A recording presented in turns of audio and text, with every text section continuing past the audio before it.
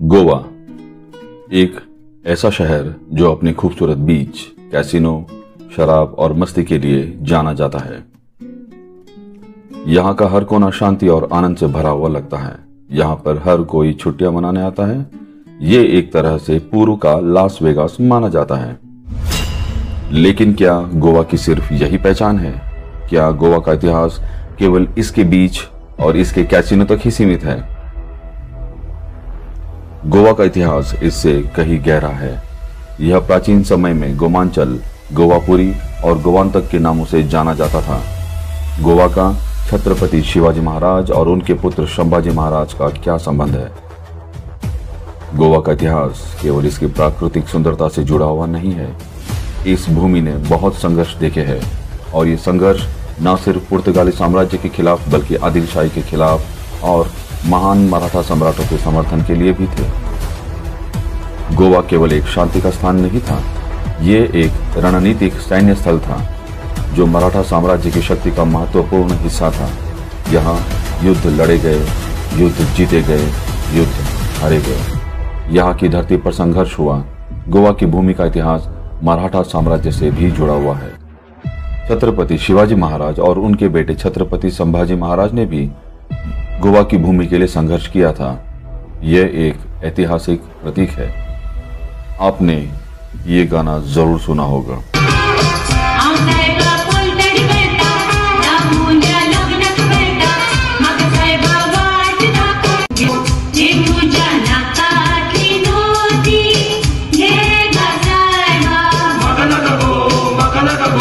संगीत की ये मीठी धुन, गोवा का ये लोकगीत मन को भाता है, लेकिन इस गीत का असली मतलब उतना ही दर्दनाक है।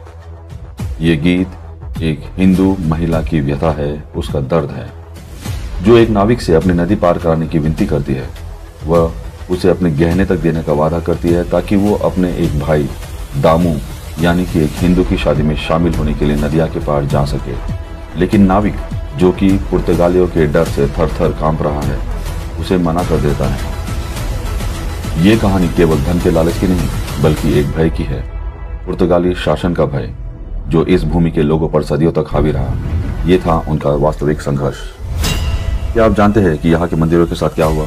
क्या आप जानते हैं कि कैसे पुर्तगालियों ने यहाँ के धार्मिक स्थलों और सांस्कृतिक जगहों पर प्रहार किया? गोवा का दर्दनाक इतिहास शुरू होता है सन 1510, जब पुर्तगाली भारत में भारतीय मसालों की तलाश में आए थे। लेकिन उनका इरादा व्यापार की खोज से भी कहीं अधिक था। उनके पास आधुनिक हथियार थे और उन्होंने भारत के राज्यों में अपने प्रभाव को बढ़ाने के लिए युद्ध किए। गोवा में उस समय आदिलशाही का शासन था, लेकिन प्रजाजन आदिलशाही शासन से खुश नहीं थे। वो आदिलशाही शासन में प्रताड़ित थे।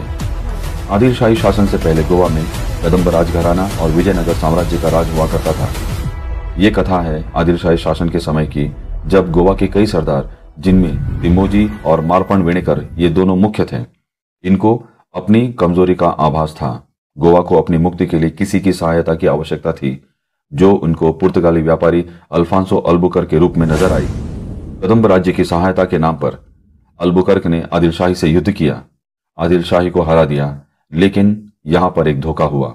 अल्बुकर्क ने तिमोजी को धोखा देते हुए गोवा का शासन अपने हाथों में ले लिया। अगले ही कुछ वर्षों में गोवा पर पुर्तगाली पूरी तरह स्थापित हो गए। फिर शुरू हुआ गोवा का ईसाईकरण। कुछ लोगों को अपनी बातों के प्रभाव में लेकर धर्म परिवर्तन कर ईसाई बनाया गया। जो पैसे लेकर धर्म बदल सकते थे, उन्हें पैसा दिया गया और ईसाई बनाया गया। बाकी लोगों को डरा धमका कर ईसाई बनाने का प्रयास किया गया। और जो नहीं बदले, जो ईसाइयों की बातों से प्रभावित नहीं हुए, जिन्होंने पैसे नहीं लिए, जो इनसे डरे भी नहीं, उन्हें गांवों के बीचों बीच मार दिया जाता, उन्हें टॉर्चर किया जाता, आरी से काट दिया जाता। पर भारत तो भारत है। भले ही गोवानी जनता ईसाई पंथ को अपनाने में मजबूर थे, लेकिन अंदर ही अंदर जनता हिंदू ही रह गई। वो लोग ईसाई तौर तरीकों में भी हिंदू रीति रिवाज ढूंढ ही लेते थे। घर में मिट्टी के नीचे दबाकर सनातन धर्म ग्रंथ रखे जाने लगे। बच्चों को धर्म का ज्ञान दिया जाने लगा। रामायण, महाभारत, वेद, पुराण सब पढ़ाने लगे। लेकिन पुर्तगाली भी हार मानने वाले नहीं थे। वे भी तो जिद्दी ईसाई थे। एक साल के भीतर ही पुर्तगालियों ने गोवा के 280 मंदिरों को नष्ट कर दिया, पूरी तरह से मिटा दिया, जड़ से उखाड़ दिया। गोवा के मुख्य देवी मंदिर जिसे मंगेशी माता का मंदिर कहा जाता है, उसे तोड़कर सन 1566 में उसी जगह पर एक चर्च खड़ा कर दिया गया। लेकिन कुछ जागरूक हिंदू पंडितों ने मुख्य विग्रह को वहां से हटा दिया। महालसा मंदिर जो नागोवा में स्थित था, ऐसी ही भयानक हमलों का शिकार हुआ। लेकिन गोवा के हिंदुओं ने हार नहीं मानी। उन्होंने मुख्य देवी की मूर्ति को मांडवी नदी के उस पार सुरक्षित स्थान पर छिपा लिया। वो मूर्ति आज तक भी सुरक्षित है। आज भी तमरी सुरला महादेवी मंदिर में संरक्षित है। ये वही एकमात्र मंदिर है जो उस समय की व्यापक तबाही से बच पाया। यह मंदिर भगवान शिव को समर्पित है और 12वीं शताब्दी में बनाया गया था। यह गोवा का सबसे पुराना मंदिर है और कदंब राजवंश की एकमात्र बची हुई संरचना है। यह मंदिर घने जंगलों में स्थित है और आर्कियोलॉजिकल सर्वे ऑफ इंडिया द्वारा संरक्षित है। और इसी तरह चलते धर्मांतरण के बीच फ्रांसिस जेवियर ने गोवा में कदम रखा। फ्रांसिस जेवियर ने देखा कि धर्मांतरण के बाद भी लोग अपने पुराने हिंदू रीति रिवाजों से प्रभावित है। फ्रांसिस जेवियर ने पुर्तगाली राजा जोआन III से इंक्विजिशन कोर्ट स्थापित करने का आग्रह किया। यह कोर्ट उन लोगों को पकड़ने के लिए था जो धर्म परिवर्तन होने के बाद भी ईसाई धर्म को सही से नहीं मानते थे। ये इंक्विजिशन कोर्ट एक अकल्पनीय पीड़ा का समय था। इंक्विजिशन कोर्ट में सिर्फ 2 लोगों की नियुक्ति होती थी और उनके पास असीमित शक्तियां थी। उनकी जवाबदेही सिर्फ राजा के प्रति थी। आर्क बिशप भी उनके सामने कुछ नहीं था। गोवा के लोगों के सामने 2 विकल्प थे, धर्म बदलो या मर जाओ। तो सन 1560 गोवा के बीचों बीच एक चिता तैयार की गई, लकड़ी की नहीं, हिंदू धर्म ग्रंथों की।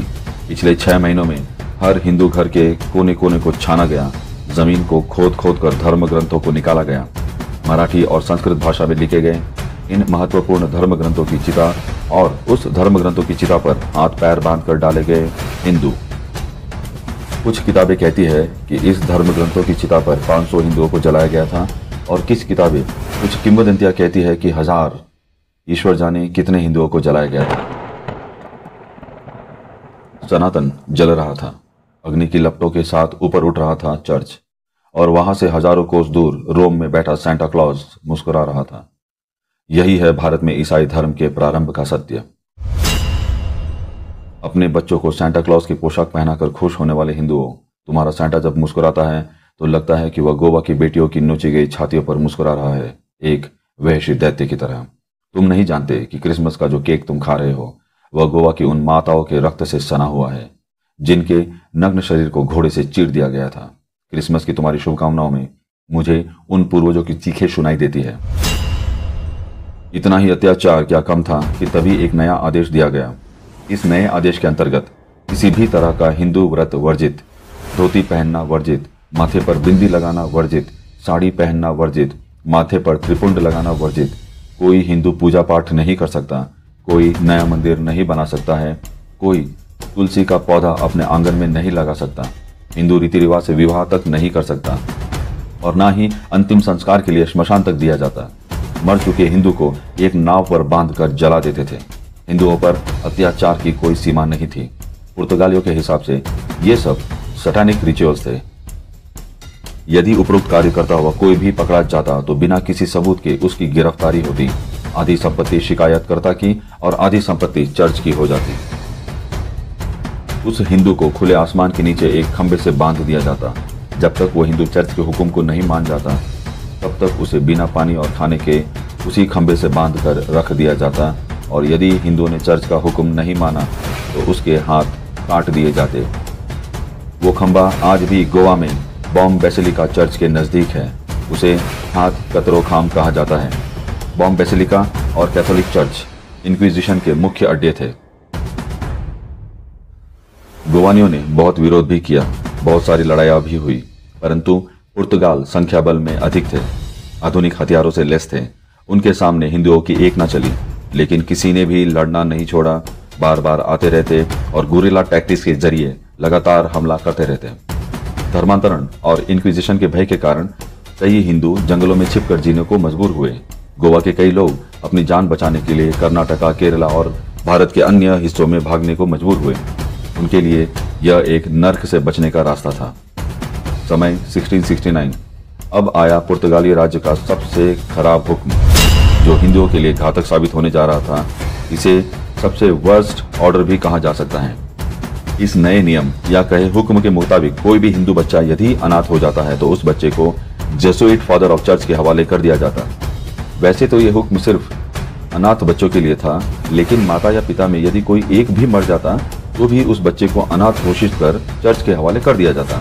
बच्चे की शिखा काट दी जाती। शिखा काट देने वाले को गोवानी बहुत बुरा मानते थे और शिखा काट देने वाले शख्स से उनके सगे संबंधी अपना सब संबंध तोड़ देते। शिखा काटे हुए बच्चे को चर्च द्वारा गोमांस खिलाकर कन्वर्ट कर लिया जाता। उस बच्चे के प्रति प्रेम के चलते माता या पिता में जो भी जिंदा होते वो भी अपने बच्चे को साथ रखने के गरज में क्रिश्चियनिटी में कन्वर्ट हो जाते।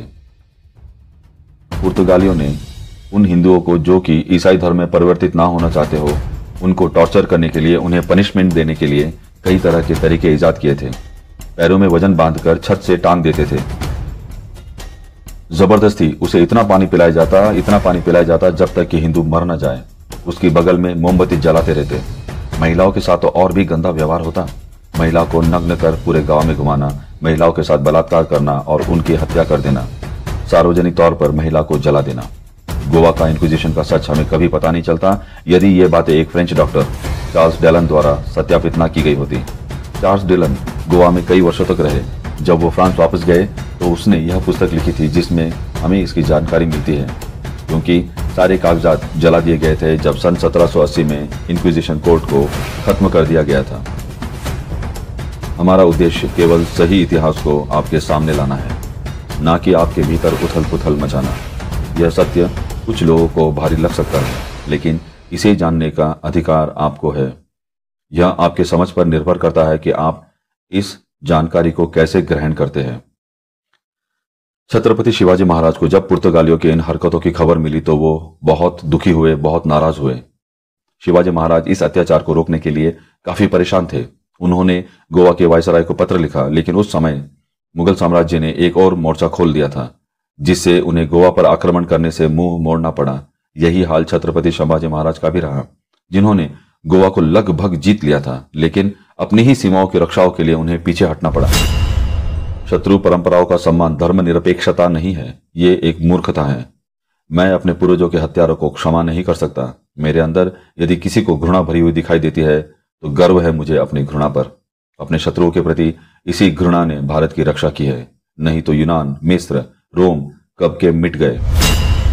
इसीलिए अगली बार जब आप गोवा के खूबसूरत बीचों पर चले, जब कैसीनो में मस्ती करें, तो गोवा के शांत पानी और समुद्र के अलावा उसके संघर्ष को भी याद रखिए। इतिहास से हम सीखते हैं ताकि हम भविष्य में वही गलतियां ना दोहराएं। मित्रों, आपको ये वीडियो कैसा लगा हमें कमेंट करके जरूर बताएं। तो मिलते हैं अगली वीडियो में इतिहास की कोई और रोचक जानकारी लेकर। तब तक के लिए अपना ख्याल रखें। जय हिंद, वंदे मातरम।